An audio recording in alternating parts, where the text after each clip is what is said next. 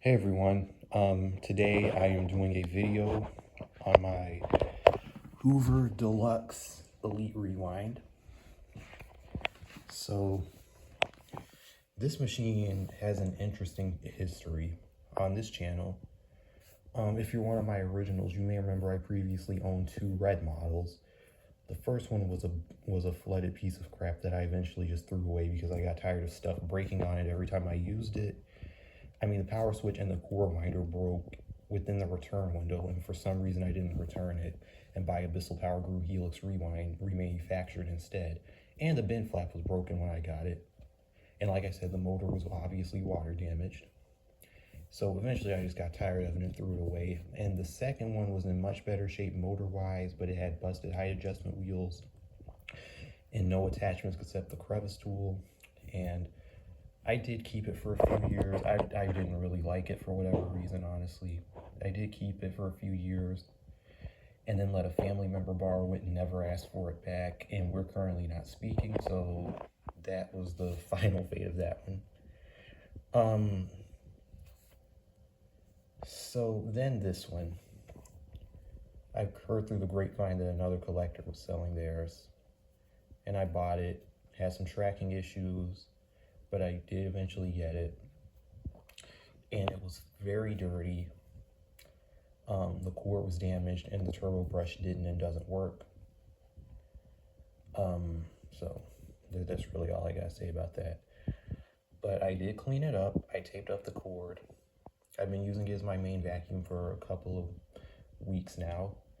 Been very happy with it. I really like this one, really do. So a really nice vacuum. It cleans really well, has really good suction. It's a good vacuum. So anyways, these were first released in 2005. These were made by LG for Hoover. There were 4 different color models, all of which, from what I've been able to gather, were released at different times. So the standard model was this candy red with yellow accents. That one was released in 2005. Then the Deluxe Elite Rewind was released, and it was this metallic red with gray accents. That one was released in 2007, from what I've been able to gather. Then the Pet Vac Rewind Legacy was released. That one was a Home Depot exclusive and was this metallic purple with gray accents. That one's become really common the last couple of years. That one was released in 2007 as well, from what I've been able to gather. Then the final version to be released was the other Deluxe Elite Rewind, and it was a Sears and Kmart exclusive, and it was this one. And as you can see, it is the sky metallic blue with purplish blue accents. This one, from what I've been able to gather, was released in 2008, and they were all discontinued in 2010 and replaced with the T-Series, which also included a newer version of this that was a Walmart exclusive that was a slightly modified T-Series and was sold in a few different colors: red, purple, blue. I vaguely even remember seeing a brown. And while I'm not here to talk about the T-Series, I will say that a lot of people, particularly higher-end collectors, say that this was a terrible machine, and the T-Series and the newer version of this was a massive upgrade in every conceivably possible way. What I will say is I feel like there were areas that were an upgrade, like how it had better filtration by default due to being dual cyclonic, and then areas that were a downgrade, like cheaper build quality. But overall, in my opinion, the machine itself was more of a downgrade than an upgrade, and this is more stylish looking if you ask me. So anyways, that's my input on the T-Series. So bottom up, you see it says we've got a brush window here, Hoover wide path cleaning, a bumper here. This base reminds me a lot of Abyssal Cleanview Power Track, because obviously I feel like it was trying to compete with it at the time. Although I think by this point the Power Track was discontinued and they had just released the Cleanview Revolution. So just like the aforementioned Abyssal machine, you've got 7 height adjustments. Your headlight down here, dome style headlight, 12 amp power, says right here. Then on each side of the machine, you've got your core rewind. You can see here it says automatic core rewind, 24 feet. That's probably one of my only 2 complaints about this machine, is that it does have a very short cord. But considering this was 2000s tech and it has to rewind back onto a cord reel, that can be forgiven. Then you've got your lifetime HEPA filter on this side, which is a lie. This is not a lifetime HEPA filter. Lifetime HEPA filters do not exist. So got a very, very nice size dust cup. So dust cup releases up here. You got your filter in here, which this is a very messy setup. Let me just say that. To access the filter, so one of my only 3 complaints. You twist this to the unlock position, pull up. You got your filter shroud, which, like I said, this is a very, very messy setup. Ew. And I promise you I'm going to have dust all over this right after doing this. So to access the filter, you take the shroud, grab it at the bottom, twist it, and pull down. And what I've noticed is, despite the fact that this shroud gets very dirty, this filter doesn't really get dirty anywhere near as fast as a lot of other bagless systems, like the aforementioned Bissell's that were out at the same time as this, at least in my experience. So, and another thing I want to say is a lot of people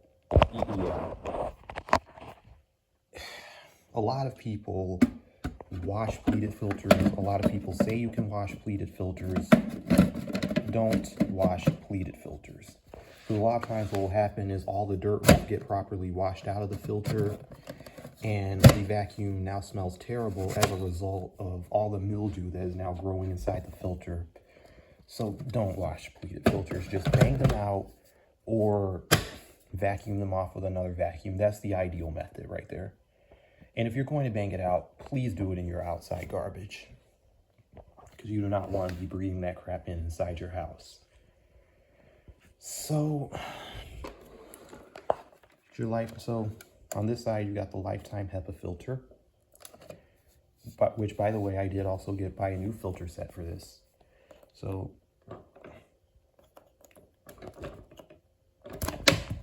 Jesus, there we go. So HEPA filter still in good shape. Still smells really nice. I'm trying to get this thing to focus. So that just sits back in like that. And this casing, you just line it up like that, and it latches on like that. And also, you got your turbo brush right here that does not work, and the wrong bracket. And what I mean by that is, do you see this gray plastic on the back of the handle? This gray plastic is something only this model had. The red models had black plastic on the back, and that's what this bracket is from, one of those models, because it's black and the bracket is supposed to be gray. That was another reason I wanted this, is because I like this gray plastic on the back of the machine. I think it looks unique. So on the back, there's the power switch. You've got a decent sized crevice tool, and behind the crevice tool is our data sticker. So this is made in China, model U5512-900, 120 volts, 60 hertz, 12 amps, manufactured October 2008. How you read the date code on these is it goes month, year. So 10/08, so it is October 2008. Then my third and final complaint about this machine is the dusting brush placement. This is the worst placement for a dusting brush I've ever seen. So this is your dusting brush, which also, this dusting piece slides off and converts into an upholstery tool in a similar fashion to the Bissell CleanView Revolution of the time. Like I said, this was very obviously meant to compete with it. So it does have a little slot on the dusting brush. You can slide the crevice tool in and use it as an extension wand. And then the hose is a decent size as well. It's not super long, but I am still able to reach the ceiling with it. And when I put the crevice tool and dusting brush on, I do have a very long reach. So this is a nice hose. It's not the longest thing in the world, but it's nice. So that dusting brush sits back in like that. Crevice tool sits right here. And the hose just goes back on that hook and then sits back in like that. So cord pulls out down here. This had more paint marks on it, but I was able to scrub those off with rubbing alcohol. So obviously the previous owners, you know, beat it to death. It also had this weird gray stuff on the bumper, and I thought the bumper was damaged at first, but I was able to get that off with Windex, strangely enough. I had that out because I was cleaning that brush window, and I just used that and it worked. Anyways, cord pulls out down here.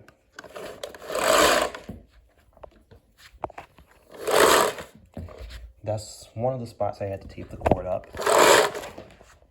That's the other spot.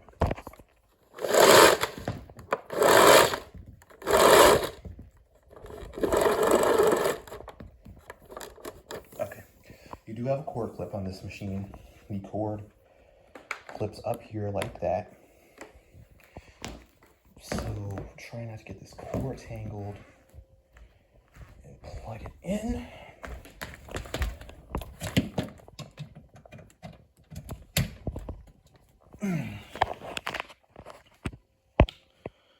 So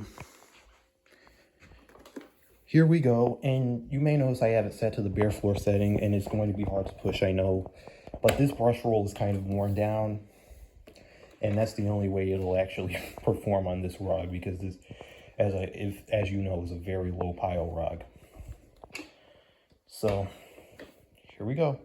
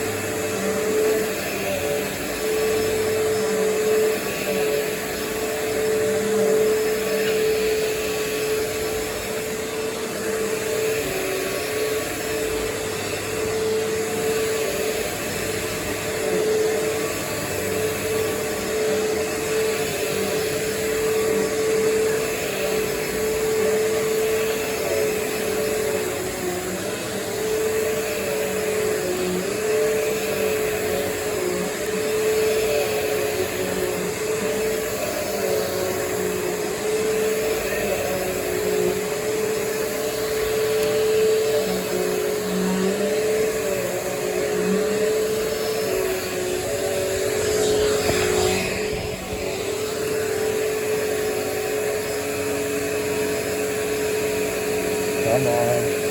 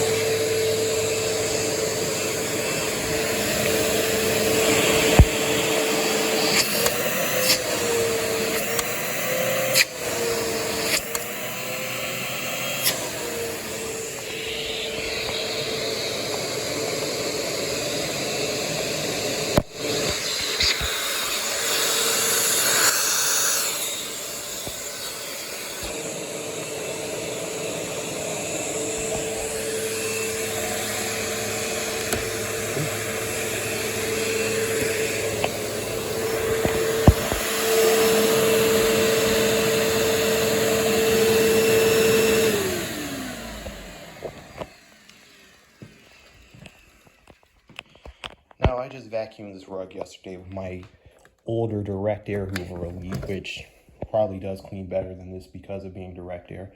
But it's still got a decent sized hairball and a decent sized mound of fine dust as well. So like I said, cleans very well. As you saw, has very good suction. So let me demonstrate the cord rewind and we will be out of here.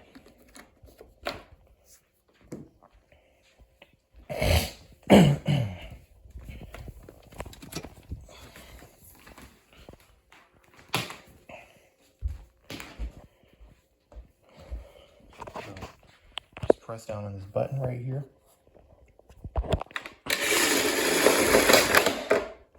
Has a very powerful cord rewind. So yeah, that was my Hoover Deluxe Elite Rewind. Hope you guys enjoyed.